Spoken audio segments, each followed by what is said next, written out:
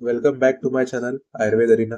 आज हम देखने वाले हैं शल्य तंत्र का चैप्टर नंबर 5 जो कि है त्रिविध कर्म के बारे में। त्रिविध कर्म में आज हम इसका मॉडर्न पार्ट देखने वाले हैं जो है steps to obtain principle of informed consent for a procedure in a patient stimulated environment. यानी कि हमें इन्फॉर्म्ड कंसेंट कैसे निकालना है और उसके क्या प्रिंसिपल्स है ये आज देखने वाले हैं। स्टेप्स टू ऑब्टेन ये तो हमने एनसीआईएसएम की पीडीएफ में देखा था कि फर्स्ट पेज पर ही है, और जो प्रिंसिपल्स ऑफ इन्फॉर्म्ड कंसेंट दिया है वो चीजें हमें कॉग्निटिव यानी कि लर्निंग ऑब्जेक्टिव में मिलते हैं। चलिए बिना कोई टाइम वेस्ट किए स्टार्ट करते हैं। तो आज हम जो कंसेंट देखने वाले हैं, steps to obtain informed consent, तो वो एमसीआई या फिर एनएमसी गाइडलाइंस के तहत होगा और स्टैंडर्ड क्लिनिकल प्रैक्टिस में कैसे काम करता है उसके हिसाब से कंसेंट में आज हम देखने वाले हैं। तो पहली जो स्टेप्स होते हैं इन्फॉर्म कंसेंट लेने के लिए वो है introduce yourself and establish a rapport. यानी कि हमें खुद को इंट्रोड्यूस करना है और पेशेंट के मन में एक विश्वास जताना है कि आप उसका इन्फॉर्म कंसेंट लेने वाले हैं। सबसे पहले आता है ग्रीट द पेशेंट, यानी कि पेशेंट को ग्रीटिंग्स देने हैं। Introduce yourself, that is name and role. अपना नाम बताना है, अपना काम बताना है और हम क्या करने वाले हैं उसके बारे में सारी जानकारी देनी है। Ensure a comfortable and private environment. तो ये इन्फॉर्म कंसेंट लेने के लिए आपको कंफर्टेबल एनवायरनमेंट चाहिए और प्राइवेट एनवायरनमेंट चाहिए, क्योंकि कुछ तो सर्जरीज के लिए प्राइवेट एनवायरनमेंट जरूरी होता है और पेशेंट को कोई दिक्कत भी ना है इसका भी हमें ध्यान रखना पड़ता है। दूसरी स्टेप जो आते हैं इसमें वो है असेस द पेशेंट्स कैपेसिटी, यानी कि पेशेंट के हिसाब से हमें इन्फॉर्म कंसेंट लेना है। Confirm that the patient is conscious oriented and capable of understanding. यानी कि इन्फॉर्म कंसेंट लेते वक्त हमें पेशेंट के साथ ध्यान रखना है कि पेशेंट कॉन्शियस है यानी कि सजग है, ओरिएंटेड है यानी कि उसको बात समझ में आ रही है, उसके हिसाब से वो रिएक्ट कर रहा है, और केपेबल ऑफ अंडरस्टैंडिंग यानी कि उसको सारी चीजें समझ आ रही है कि कंसेंट किस लिए चाहिए और कौन सी सर्जिकल प्रोसीजर हम उस पर करने वाले हैं, ये उसकी अंडरस्टैंडिंग होनी चाहिए। सेकंड इसमें आता है if not obtain the consent from legally acceptable representative. यानी कि पेशेंट अगर कॉन्शियस नहीं है, ओरिएंटेड नहीं है और केपेबल ऑफ अंडरस्टैंडिंग उसमें नहीं है, तो हमें क्या करना है कि जो उसका लीगल गार्डियन या फिर लीगल रिलेटिव है उसी के हिसाब से हमें उसका कंसेंट ऑब्टेन करना है। ये हो गया असेस द पेशेंट कैपेसिटी के बारे में। तीसरी स्टेप जो आती है इन्फॉर्म कंसेंट लेने के लिए वो होती है एक्सप्लेन द पेशेंट कंडीशन। यानी कि पेशेंट को क्या कंडीशन हो रही है वो पेशेंट को हमें एक्सप्लेन करना है और उसके लीगल गार्डियन या फिर रिलेटिव्स को भी उनको बताना है कि पेशेंट को हमें क्या करना है, कौन से प्रोसीजर के अंडर वो जाने वाला है। Clear the describe the diagnosis और clinical problem in a simple non technical language. यानी कि पेशेंट को उसका डायग्नोसिस बताना है, उसको क्या क्लिनिकल प्रॉब्लम ये भी बतानी है, और वो मॉडर्न लैंग्वेज या फिर मेडिकल लैंग्वेज में नहीं होनी चाहिए, तो वो सिंपल नॉन टेक्निकल लैंग्वेज जो कि पेशेंट को समझ आए उस तहत होनी चाहिए। यूज विजुअल एड्स और मॉडल्स इफ नीडेड। यानी कि पेशेंट में कौन सी सर्जरी या फिर ऑपरेशन होना है उसकी विजुअल एड्स अगर होंगे या फिर कुछ मॉडल्स होंगे तो उसके हिसाब से पेशेंट को सारी चीजें समझानी है और उनके लीगल गार्डियन और रिलेटिव्स को भी ये सब बताना है। चौथी स्टेप इसमें आती है वो है डिस्क्राइब द प्रपोज प्रोसीजर। यानी कि प्रोसीजर कैसे कैसे होने वाली है ये उसका डिस्क्रिप्शन हमें देना है। Explain the nature and purpose of the procedure. यानी कि जो भी हम ऑपरेटिव प्रोसीजर करने वाले हैं उसका नेचर क्या होगा, उसमें कौन कौन से कॉम्प्लिकेशन आते हैं या फिर उसमें क्या क्या बेनिफिट्स आते हैं, उसका पर्पस क्या है, हमें क्यों करना है वो प्रोसीजर, ये सब बातें पेशेंट को हमें बतानी है। Outline the steps in simple terms. यानी कि पेशेंट को भी समझे और उसके गार्डियन को भी समझे ऐसी सिंपल लैंग्वेज और सिंपल टर्म हमें यूज करने हैं। कोई भी मेडिकल लैंग्वेज या फिर टेक्निकल टर्म का इस्तेमाल वेस्ट ही जाएगा, तो हमें सिंपल टर्म्स का इस्तेमाल करना है। उसके बाद जो फिफ्थ स्टेप आती है वो है डिस्कस बेनिफिट्स। यानी कि पेशेंट के साथ जो भी ऑपरेटिव प्रोसीजर हम करने वाले हैं उसके बेनिफिट्स उसके साथ डिस्कस करने हैं। Explain the expected outcomes and advantages of undergoing the procedure. जो भी हम सर्जिकल प्रोसीजर या फिर ऑपरेटिव प्रोसीजर करने वाले हैं उसके एडवांटेजेस बताना बहुत ज़्यादा ज़रूरी है ताकि उसके आउटकम्स हमें पता चले। एक्सपेक्टेड आउटकम पता ना हो तो फिर कोई क्यों ही ऑपरेशन करेगा, इसलिए एडवांटेजेस और उसके आउटकम्स ये एक्सपेक्टेड है पेशेंट को बताने के लिए। उसके बाद जो सिक्स स्टेप आती है वो है explain the risk and complications. यानी कि जो भी ऑपरेटिव प्रोसीजर पे हमें काम करना है उसके रिस्क क्या है और उसके कॉम्प्लिकेशंस क्या है ये पेशेंट को हमें बताना है। Describe possible risk, side effects and complications of the operative procedure. Risk बताने हैं, साइड इफेक्ट्स क्या होने वाला है ये भी बताने हैं और कॉम्प्लिकेशन के बाद क्या करेंगे ये भी बताना है, including both common and serious but rare risk. यानी कि कॉमन रिस्क भी बताने हैं, सीरियस रिस्क भी बताने हैं और जो रेयर रिस्क रहते हैं वो हमें पेशेंट के साथ विश्वास में लेते हुए रेयर रिस्क भी हमें बताने चाहिए। कोई भी चीजें छुपनी नहीं चाहिए पेशेंट की और डॉक्टर की, ताकि उसके रिलेशंस अच्छे से बने रहे। 7 स्टेप जो आती है उसमें डिस्कस अल्टरनेटिव्स, यानी कि अगर हमने सर्जिकल प्रोसीजर या फिर ऑपरेटिव प्रोसीजर नहीं की तो उसके अल्टरनेटिव्स क्या है, इंक्लूडिंग नो ट्रीटमेंट, वो भी हमें पेशेंट को बताने हैं। और उसके जो रिस्क या फिर बेनिफिट्स होने वाले हैं वो भी हमें पेशेंट को समझाने पड़ेंगे, अच्छे से बताने पड़ेंगे। ये हो गया डिस्कस अल्टरनेटिव्स के बारे में। 8 स्टेप जो इसमें आती है इन्फॉर्म कंसेंट में, वो होती है allow questions and clarify the doubts, यानी कि पेशेंट को क्या करना है कि क्वेश्चन पूछने के लिए एनकरेज करना है, encourage the patient to ask questions और एड्रेस मिसकंसेप्शन और फियर्स पेशेंट, यानी कि जो भी पेशेंट की मिसकंसेप्शन है या फिर जो भी पेशेंट को डर लग रहा है उसको एड्रेस करना, उसको क्लैरिफाई करना, उसके डाउट को क्लियर करना, यही डॉक्टर का काम है। तो पेशेंट को क्वेश्चन पूछने के लिए एनकरेज करना है और उसके मिसकंसेप्शन, फियर्स या फिर डाउट्स को हमें दूर करना है। 9 स्टेप जो इसमें आती है वो है चेक अंडरस्टैंडिंग, यानी कि पेशेंटों की अंडरस्टैंडिंग कैसी हो रही है, प्रोसीजर बताते वक्त वो कैसे रिस्पॉन्स देना है। इससे हम टीच बैक मेथड बोलते हैं, यानी कि जो हमें हमने बताया है उसको फिर से रिपीट करना है और उनसे ही क्वेश्चन पूछना है कि ये आपको समझा क्या, कि आपको समझा है तो कैसे समझा है। Ensure they are truly understood, यानी कि उनको सच में प्रोसेस समझी है कि नहीं, ये हमें उनको टीच बैक करना है, वापस से बताना है रिपीट में, ताकि उनकी अंडरस्टैंडिंग हमें अच्छे से समझ आए। 10th स्टेप जो आती है इसमें वो है वॉलंटरी डिसीजन, यानी कि पेशेंट एक वॉलंटरी डिसीजन ले रहा है, इसको कंफर्म करना है। Confirm that the patient is making the decision freely without coercion, यानी कि पेशेंट पे कोई भी जबरदस्ती ना हो, उसके हिसाब से वो वॉलंटरी डिसीजन ले रहा है कि नहीं, ये हमें चेक करना है और पेशेंट को एनकरेज करना है कि वो सही डिसीजन जरूर से जरूर ले।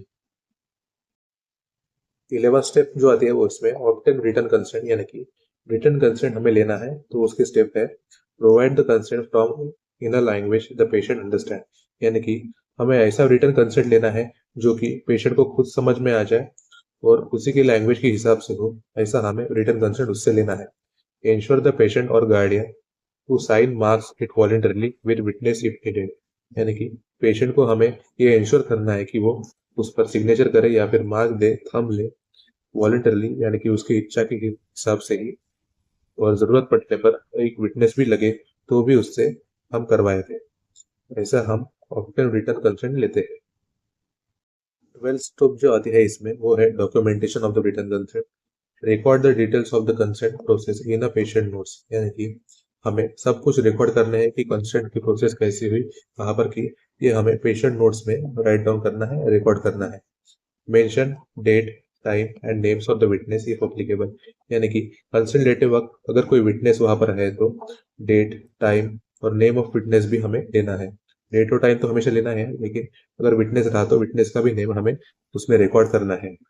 ये हो गया डॉक्यूमेंटेशन के बारे में। 13 स्टेप जो है इसमें वो है respect the right to refuse, यानी कि पेशेंट को ये जरूर से जरूर हक है कि वो कंसेंट का नकारे, यानी कि withdraw consent at any time. Patient consent से विड्रॉ करे जब भी उसे लगे। Acknowledge that the patient can refuse or withdraw consent at any time, patient मतलब उस कंसेंट को नकार भी सकता है या फिर कंसेंट वो वापस भी ले सकता है, इसका हमें रिस्पेक्ट करना है। हमने स्टेप्स तो देख लिए कि इन्फॉर्म कंसेंट हमें कैसे लेना है। अब हम देखते हैं इसके प्रिंसिपल्स, जो कि लर्निंग ऑब्जेक्टिव्स में एनसीआई की पीडीएफ में दिए गए हैं। Principles of inform consent as per MCI NMC ethics regulation, यानी कि जो प्रिंसिपल्स ऑफ इन्फॉर्म कंसेंट है ये हम कहाँ से लेने वाले हैं, तो एमसी का या फिर एनएमसी के एथिक्स के हिसाब से हम इसमें एक्सट्रैक्ट किए हैं, वही अब देखने वाले हैं। तो क्या है, medical council of India MCI code of medical ethics regulation, जो कि 2002 में आया था, जो कि अडॉप्ट किया है नेशनल मेडिकल कमीशन एनएमसी ने, जो कि एम्फेसाइज करता है और that consent must be always. तो हम कंसेंट कैसे होना चाहिए इसके कुछ प्रिंसिपल्स आगे देखने वाले हैं, एक एक करके देखते हैं उसके प्रिंसिपल। सबसे पहला पॉइंट जो आता है इसमें वो है वॉलेंटरी, यानी कि कंसेंट कैसा होना चाहिए, तो ऑलवेज वॉलेंटरी होना चाहिए। पेशेंट के हिसाब से, पेशेंट की इच्छा अनुसार वो कंसेंट होना चाहिए। Consent must be given by the patient और लीगल गार्डियन विदाउट कोercion, प्रेशर और मैनिपुलेशन, यानी कि जो भी कंसेंट वो देने वाला है वो विदाउट कोercion, जोर जबरदस्ती किए बिना होना चाहिए। कोई भी प्रेशर उसको आए ऐसा नहीं होना चाहिए, वो प्रेशरलेस वॉलंटरी कंसेंट देना चाहिए उसको। मैनिपुलेशन यानी कि कोई भी उसको मैनिपुलेट नहीं करता है, उसके बाद भी वॉलंटरी कंसेंट देता है, हमें इंश्योर करना है।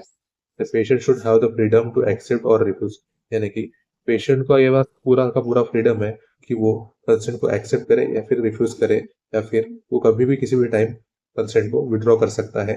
ये पेशेंट के हक में आता है। दूसरा जो पॉइंट आता है इसमें वो है इन्फॉर्म कंसेंट। कंसेंट हमेशा इन्फॉर्म होना चाहिए।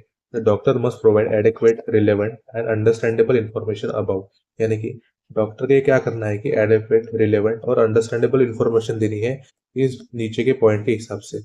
तो जो भी डायग्नोसिस या फिर नेचर ऑफ इलनेस है उसका adequate, relevant, understandable information doctor को पेशेंट को देना चाहिए। Purpose of the propose treatment और प्रोसीजर, यानी कि जो भी हमने प्रपोज की है ट्रीटमेंट या फिर प्रोसीजर, उसका पर्पस क्या है, हमें क्यों करना चाहिए वो प्रोसीजर, ये भी उसको बताना जरूरी है। प्रोसीजर में क्या क्या बेनिफिट्स है और क्या क्या आउटकम्स होने वाले हैं उसके, ये भी डॉक्टर ने पेशेंट को अच्छी तरह से समझाने चाहिए। जो भी सर्जिकल या फिर ऑपरेटिव प्रोसीजर होने वाली है उसमें क्या क्या रिस्क है, कौन कौन से कॉम्प्लिकेशन उसमें आ सकते हैं, क्या क्या उसके बाद साइड इफेक्ट्स होंगे, इसका भी नॉलेज डॉक्टर को पेशेंट को देना चाहिए या फिर उसके लीगल गार्डियन और रिलेटिव्स को ये सारी चीजें बतानी चाहिए। Benefits, outcomes, risk, complication, side effects, ये सब बताना बहुत ज़्यादा ज़रूरी है ताकि जो पेशेंट है वो सर्जिकल प्रोसीजर कर सके।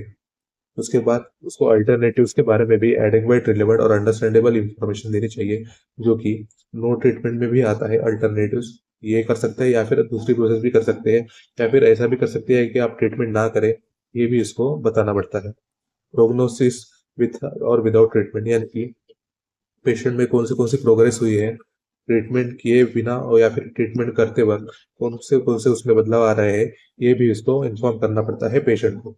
ये हो गया कंफर्म मस्ट बी इन्फॉर्म के बारे में। तीसरा पॉइंट जो होता है वो कैपेसिटी या फिर competence. Consent should be capacity और competence.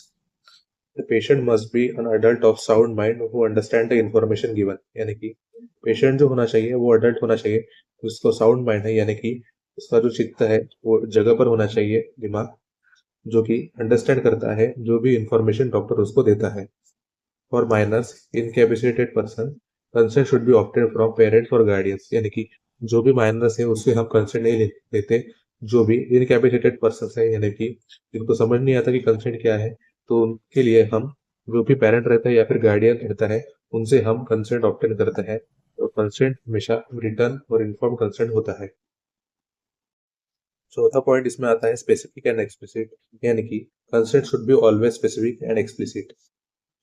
Consent should B procedure specific and not blanket consent, यानी कि कंसेंट में क्लियरली मेंशन होना चाहिए कि प्रोसीजर स्पेसिफिक वो कंसेंट है या नहीं है, प्रोसीजर में क्या क्या होने वाला है और कौन सी स्पेसिफिक प्रोसेस हम करने वाले हैं, ये कंसेंट में होना ही चाहिए। Separate consents are required for surgery, anaesthesia, blood transfusion, यानी कि जो भी हम सर्जरी कर रहे हैं अदर देन ऑपरेटिव प्रोसीजर, उसके बारे में स्पेशल कंसेंट होना चाहिए। एनेस्थेशिया कौन सा दे रहे हैं, कब दे रहे हैं, कहाँ पर दे रहे हैं, किससे दे रहे हैं, स्पेशल एनेस्थेटिक ड्रग कौन सा इस्तेमाल कर रहे हैं, ये सब एनेस्थेशिया के रिकॉर्ड्स भी हम स्पेशल कंसेंट में गिनते हैं। ब्लड ट्रांसफ्यूजन भी उसका डेट, टाइम और कंसेंट, कहाँ से कहाँ दिया है, कौन से ब्लड डोनेट किया है और कितना ब्लड डोनेट किया है, फिर ट्रांसफ्यूज किया है, ये भी हम स्पेसिफिक कंसेंट में गिनते हैं। पांचवा है इसमें written. Consent is always written when necessary, यानी कि for invasive procedures like surgeries, research, participation, तो written inform consent is mandatory, यानी कि जो भी हम सर्जरीज कर रहे हैं, एनेस्थेसिया यूज करते हैं, रिसर्च अगर कोई कर रहा है या फिर उसमें पार्टिसिपेशन कोई भी दे रहा है, तो उसका रिटर्न इन्फॉर्म कंसेंट लेना हमेशा मैंडेटरी होता है, बहुत ज्यादा जरूरी होता है। Should be sign and dated by the patient and the witness, यानी कि ये कंसेंट ऐसा होता है कि पेशेंट ने साइन भी करना चाहिए, उसमें डेट भी डालनी चाहिए, और जो भी विटनेस होता है उसको भी हमें साइन और डेट डालनी रहती है। तो ये हो गया रिटर्न कंसेंट के बारे में। प्रिंसिपल में आता है right to refuse and withdraw, यानी कि पेशेंट के पास ये जरूर से जरूर राइट है कि वो ट्रीटमेंट को रिफ्यूज करे या फिर कंसेंट को विड्रॉ करे एट एनी स्टेज, यानी भी किसी भी समय वो कंसेंट को विड्रॉ कर सकता है आफ्टर अंडरस्टैंडिंग द कॉन्सिक्वेंसेस, यानी कि जो भी कॉन्सिक्वेंसेस या फिर रिजल्ट उसको समझ में आ रहे हैं उसके हिसाब से वो कंसेंट कभी भी वापस ले सकता है या फिर ट्रीटमेंट को कभी भी रिफ्यूज कर सकता है। ये उस पेशेंट का हक होता है। ये हो गया सिक्स प्रिंसिपल इन्फॉर्म कंसेंट के बारे में। सेवन प्रिंसिपल वो है कॉन्फिडेंशियलिटी, यानी कि patient details and consent discussion must be remain confidential as per MCI code of ethics, यानी कि जो एमसीआई के कोड ऑफ एथिक्स के हैं उसमें पेशेंट के डिटेल्स और जो कंसेंट रहता है उसका डिस्कशन बाहर नहीं आना चाहिए, वो हमेशा कॉन्फिडेंशियल रहना चाहिए। ये इसमें दिया गया है सेवन प्रिंसिपल। तो इस वीडियो में हमने जो पहले देखा वो था steps to obtain inform consent, और दूसरा इसमें देखा हमने principles to obtain inform consent के बारे में। ये हो गया शल्य तंत्र का चैप्टर नंबर 5 त्रिविध कर्म में ही आता है। ये मॉडर्न पार्ट था, हमने आज इस वीडियो में ये कवर कर लिया है। ऐसे ही चैनल पर बने रहिए। आयुर्वेद अरीना को जरूर से जरूर सब्सक्राइब कीजिए। वीडियो पसंद आया तो लाइक कीजिए और दोस्तों के साथ शेयर करना बिल्कुल ना भूलिए। तो thank you for watching Ayurveda arena.